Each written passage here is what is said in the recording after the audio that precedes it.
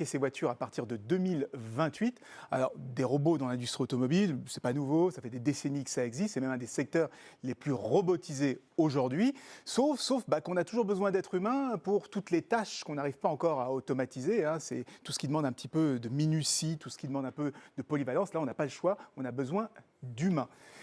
Mais regardez à quoi ressemble le robot qui va être embauché dans quelques années par la nouvelle génération de robots. Regardez, il a été annoncé il y a quelques jours et on est en pleine science-fiction. Regardez sa démarche, c'est d'une fluidité incroyable. Donc ce robot a une agilité hors pair, il peut faire tout ce que fait un ouvrier, et même mieux, vous voyez, il a des mouvements de contorsionniste, il est capable de se tourner dans tous les sens.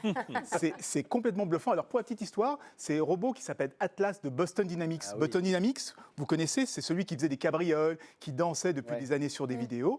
Eh bien jusqu'ici, c'était un prototype, c'était un produit de laboratoire. Là, il va être commercialisé. Donc il va arrêter ses cabrioles et il va aller à l'usine fabriquer des voitures. Tesla travaille aussi avec ces robots? Oui, Tesla, mais pas que Tesla. Tous les constructeurs automobiles aujourd'hui travaillent, soit développent leurs propres robots, soit ont des partenariats avec des startups qui, elles, sont spécialisées dans ce type de robots. Là, on voit celui de Tesla qui est en train d'assembler, en tout cas de tester pour assembler des batteries. Là, c'est celui de Figure avec BMW.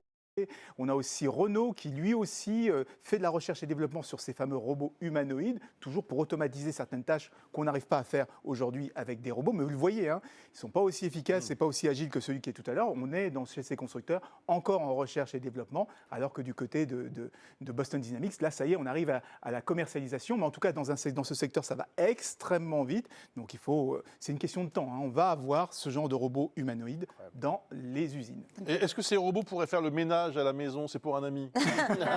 Alors, c'est ce qu'on veut nous faire croire avec toutes ces vidéos. On voit des robots qui sont capables de faire le ménage à la maison. Mais non, ça n'arrivera pas avant des années. Pourquoi? Parce que la maison, c'est peut-être ce qu'il y a de pire. C'est un vrai champ de mine pour un robot. C'est beaucoup plus facile pour un robot de travailler dans une usine que de travailler dans une maison, que de faire la vaisselle, parce que toutes les maisons sont différentes. Tous les produits, tous les linges, tous les vêtements sont différents. Alors que dans une usine, l'environnement est contrôlé. On sait exactement où se trouve quoi.